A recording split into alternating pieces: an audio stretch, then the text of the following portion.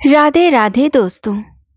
आप सभी का हमारे इस चैनल पर हार्दिक स्वागत है। आज के इस वीडियो में मैं आपको बताने वाली हूँ कि रोज की पूजा कैसे करनी चाहिए। मैं इसे विस्तार से ग्रंथों, पुराणों, वास्तुशास्त्र और पारंपरिक मान्यताओं के साथ समझाऊंगी। साथ ही पौराणिक कथाओं के जरिए पूजा का महत्व और विधि बताऊंगी। इसके अलावा एक व्यस्त गृहस्थ जिसके पास समय कम हो, व्यापारी, बच्चे और बुजुर्ग कैसे पूजा करें, ये पौराणिक कथाओं के साथ सरल मानवीय भाषाओं में बताऊंगी। जैसे कोई घर की बड़ी बहन या माँ समझा रही हो। तो चलिए शुरू करते हैं। रोज की पूजा कैसे करें। शास्त्रों और कथाओं के साथ सुबह उठते ही सबसे पहले पूजा वाले कमरे में झाड़ू लगाएं। अगर समय हो तो पूरे घर में, वरना सिर्फ मंदिर वाले हिस्से में। वास्तुशास्त्र कहता है कि साफ सफाई से नकारात्मक ऊर्जा हटती है और देवताओं का वास सुखद होता है। गरुड़ पुराण में लिखा है कि घर की स्वच्छता से लक्ष्मी का आगमन होता है। पौराणिक कथाओं के हिसाब से राजा हरिश्चंद्र ने सत्य और सफाई के बल पर देवताओं का आशीर्वाद पाया। सफाई के बाद नहा धोकर पूजा करें।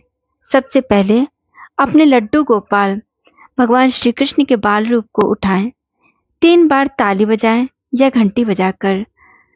सर्दियों में 8-9 बजे के बीच, क्योंकि ठंड में उनको जल्दी उठाना ठीक नहीं। भगवत गीता अध्याय 9 के श्लोक 26 में भगवान कहते हैं कि प्रेम से दिया, पत्र, पुष्प, फल या जल भी स्वीकार्य है।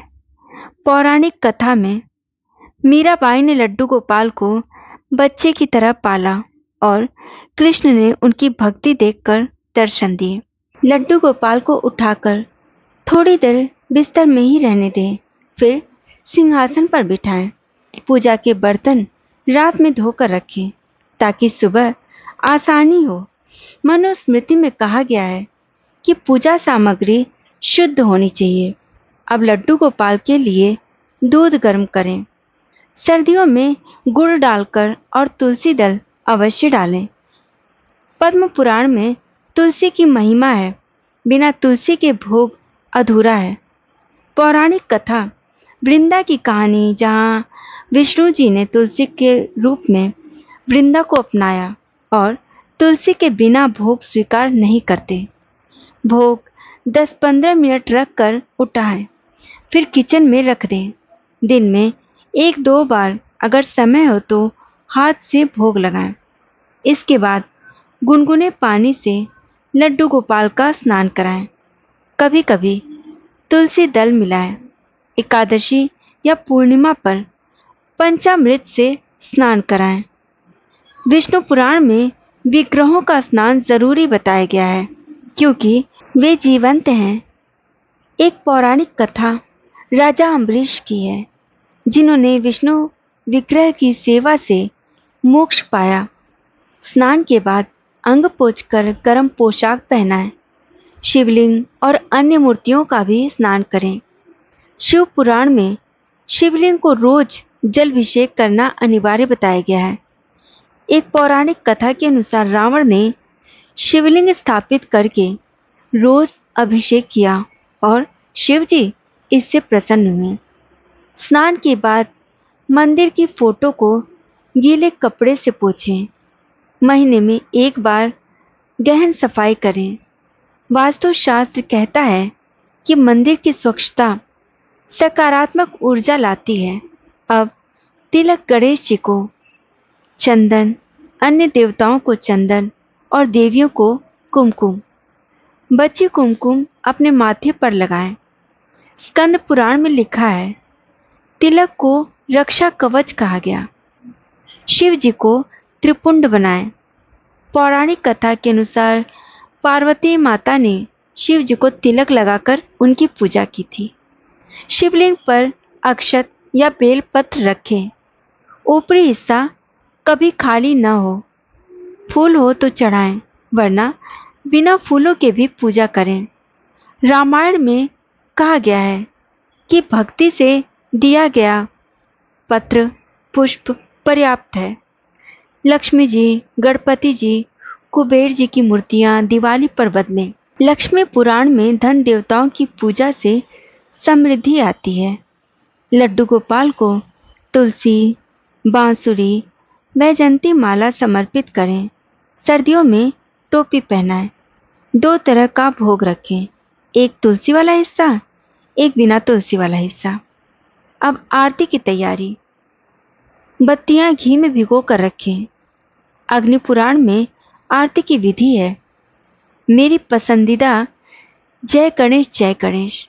आरती के बाद 3 बार जल की फेरी, फिर घर वालों को आरती दें। पौराणिक कथा। सत्यनारायण कथा में आरती से परिवार की रक्षा होती है। फिर सूर्य देव को अर्घ्य दें। जल में गुड़, अक्षत, चंदन या फूल डालें। उनके 12 नाम उच्चारित करें। सूर्य पुराण में सूर्य पूजा से स्वास्थ्य मिलता है। पौराणिक कथा के अनुसार कर्ण ने सूर्य की पूजा से बल पाया था। तुलसी माता पर जल डालें। सर्दियों में थोड़ा कम डालें। सिंदूर, फूल चढ़ाएं। तुलसी विवाह की कथा बताती है कि तुलसी पूजा से विष्णु भगवान जो है प्रसन्न होते हैं। स्नान का जल पौधों में डालें। समय हो तो दिन के अनुसार पाठ करें। स्नान मतलब आपने जो देवी देवताओं को स्नान कराए वो पानी निकले तो उसको पेड़ पौधों में डालें। शुक्रवार को श्री सूक्त, सोमवार को शिव चालीसा। वेदों में मंत्र जाप की महिमा है।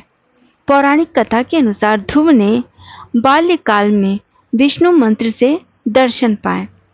व्यस्त गृहस्थ वाले जो होते हैं उनके लिए जो पूजा है, कम से कम 5 मिनट 10 मिनट की पूजा करें।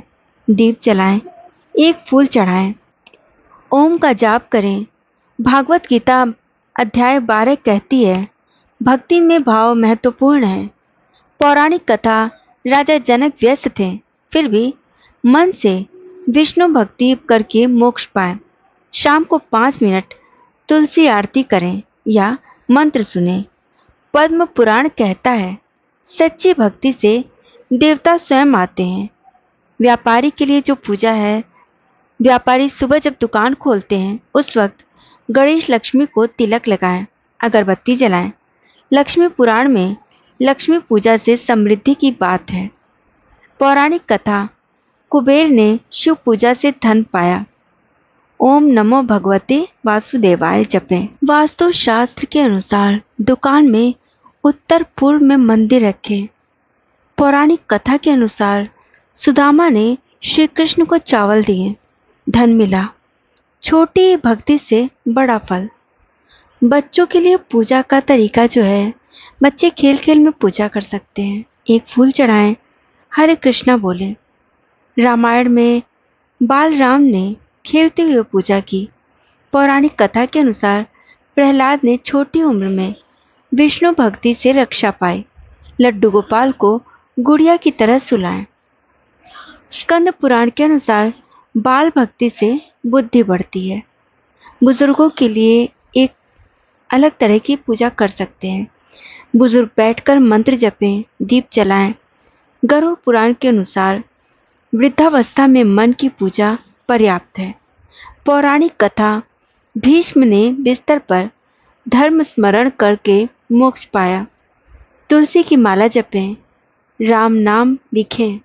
पौराणिक कथा के अनुसार ययाति ने वृद्धावस्था में भक्ति से जवानी पाई।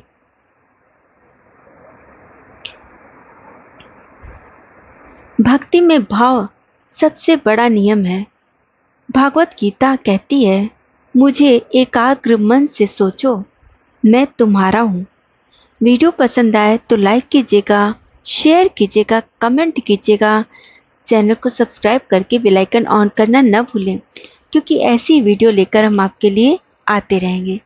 मिलते हैं अगले वीडियो में, तब तक के लिए राधे राधे।